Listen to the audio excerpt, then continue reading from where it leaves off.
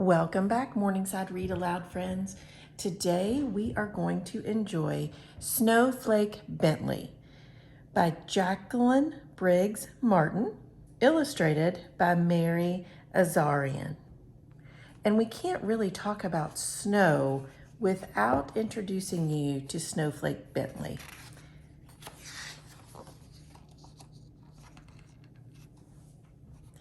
In the days when farmers worked with ox and sled and cut the dark with lantern light, there lived a boy who loved snow more than anything else in the world. Willie Bentley's happiest days were snowstorm days.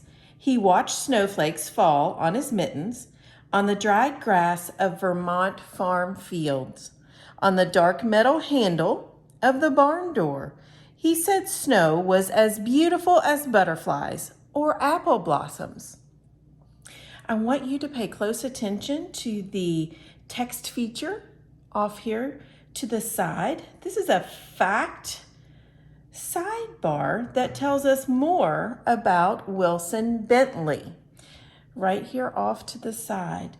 Wilson Bentley was born February the 9th, 1865, on a farm in Jericho, Vermont, between Lake Champlain and Mount Mansfield, in the heart of the snow belt, where the annual snowfall is about 120 inches. That's a lot of snow. He could net butterflies and show them to his older brother, Charlie. He could pick apple blossoms and take them to his mother, but he could not share snowflakes because he could not save them. Willie's mother was his teacher until he was 14 years old. He attended school for only a few years. She had a set of encyclopedias, Willie said. I read them all. When his mother gave him an old microscope, he used it to look at flowers, raindrops, and blades of grass. Best of all, he used it to look at snow.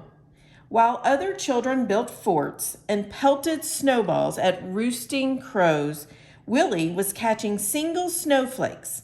Day after stormy day, he studied the ice crystals. Another fact sidebar here for you. From his boyhood on, he studied all forms of moisture. He kept a record of the weather and did many experiments with raindrops. Their intricate patterns were even more beautiful than he had imagined.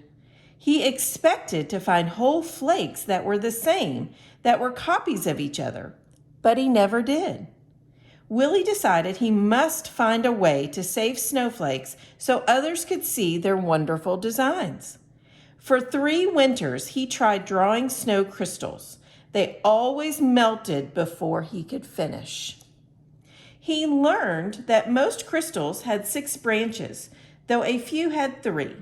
For each snowflake, the 6 branches were alike. I found that snowflakes were masterpieces of design, he said. No one design was ever repeated. When a snowflake melted, just that much beauty was gone, without leaving any record behind. Starting at age 15, he drew 100 snow crystals each winter for 3 winters.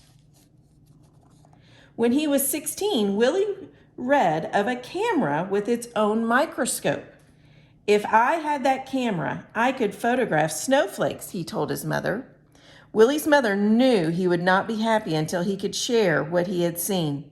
Fussing with snow is just foolishness, his father said. Still, he loved his son. When Willie was 17, his parents spent their savings and bought the camera.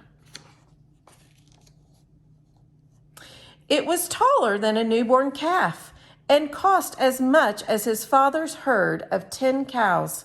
Willie was sure it was the best of all cameras.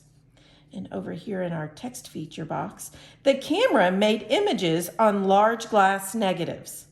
Its microscope could magnify a tiny crystal from 64 to 3,600 times its actual size.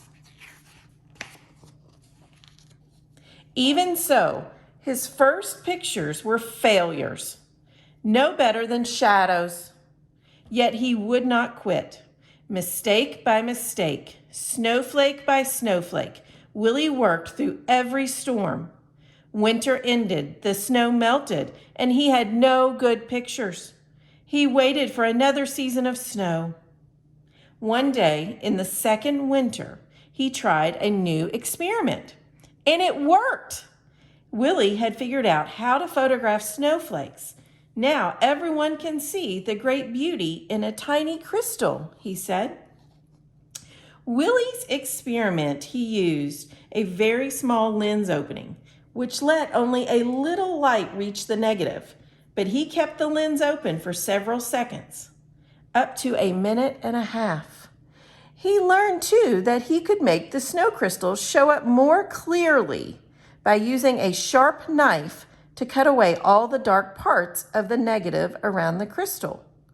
This etching meant extra hours of work for each photograph, but Willie didn't mind. But in those days, no one cared. Neighbors laughed at the idea of photographing snow. Snow in Vermont is as common as dirt, they said. We don't need pictures. Willie said the photographs would be his gift to the world. While other farmers sat by the fire or rode to town with horse and sleigh, Willie studied snowstorms. He stood at the shed door and held out a black tray to catch the snowflakes. When he found only jumbled, broken crystals, he brushed the tray clean with a turkey feather and held it out again. He waited hours for just the right crystal and didn't notice the cold. If the shed were warm, the snow would melt. If he breathed on the black tray, the snow would melt. If he twitched a muscle as he held the snow crystal on the long wooden pick, the snowflake would break. He had to work fast or the snowflake would evaporate before he could slide it into place and take its picture. Some winters, he was able to make only a few dozen good pictures. Some winters, he made hundreds. Now let's see what the facts tell us. He learned that each snowflake begins as a speck, much too tiny to be seen.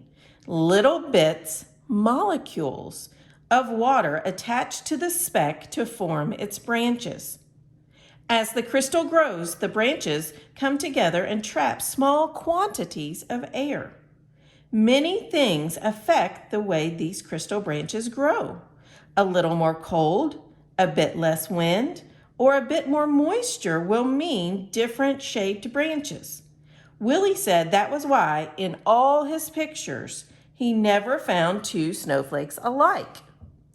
The best snowstorm of his life occurred on Valentine's Day in 1928.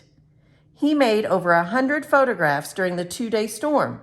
He called the storm a gift from King Winter. Willie so loved the beauty of nature, he took pictures in all seasons. In the summer, his nieces and nephews rubbed coat hangers with sticky pitch from spruce trees. Then Willie could use them to pick up spider webs jeweled with water drops and take their pictures. On fall nights, he would gently tie a grasshopper to a flower so he could find it in the morning and photograph the dew-covered insect. Willie's nieces and nephews lived on one side of the farmhouse that Willie shared with his brother Charlie. Willie often played the piano as they sang and shared stories and games with them. But his snow crystal pictures were always his favorites. He gave copies away or sold them for a few cents. He made special pictures as gifts for birthdays. He held evening slideshows on the lawns of his friends. Children and adults sat on the grass and watched while Willie projected his slides onto a sheet hung over a clothesline. Many colleges and universities bought lantern slide copies of his photographs and added to their collections each year. Artists and designers used the photographs to inspire their own work. He wrote about snow and published his pictures in magazines. He gave speeches about snow to faraway scholars and neighborhood sky watchers. "You are doing a great work," said a professor from Wisconsin. The little farmer came to be known as the world's expert on snow, the Snowflake Man. But he never grew rich. He spent every penny on his pictures. Willie said there were treasures in snow. "I cannot afford to miss a single snowstorm," he told a friend. "I never know when I will find some wonderful prize." Other scientists raised money so Willie could gather his best photographs in a book. When he was 66 years old, Willie's book, His Gift to the World, was published. Still, he was not ready to quit. Even today, those who want to learn about snow crystals begin with Wilson Bentley's book, Snow Crystals. By 1926, he had spent $15,000 on his work and received $4,000 from the sale of photographs and slides. Less than a month after turning the first page on his book, Willie walked 6 miles home in a blizzard to make more pictures. He became ill with pneumonia after that walk and died 2 weeks later. A monument was built for Willie in the center of town. The girls and boys who had been his neighbors grew up and told their sons and daughters the story of the man who loved snow. 40 years after Wilson Bentley's death, children in his village worked to set up a museum in honor of the farmer scientist. And his book has taken the delicate snow crystals that once blew across Vermont, past mountains, over the earth. Neighbors and strangers have come to know of the icy wonders that land on their own mittens, thanks to Snowflake Bentley. The plaque on the monument says, "Snowflake Bentley, Jericho's world-famous snowflake authority." For 50 years, Wilson A. Bentley, a simple farmer, developed his technique of microphotography to reveal to the world the grandeur and mystery of the snowflake, its universal hexagonal shape, and its infinite number of lovely designs. In closing, I'm going to share with you the quote from Snowflake Bentley in the back of the book. I think it's extra special.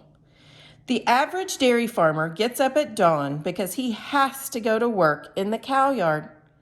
I get up at dawn too, but it is because I want to find some leaf hung with dew or a spider web which the dew has made into the most delicate ropes of pearls.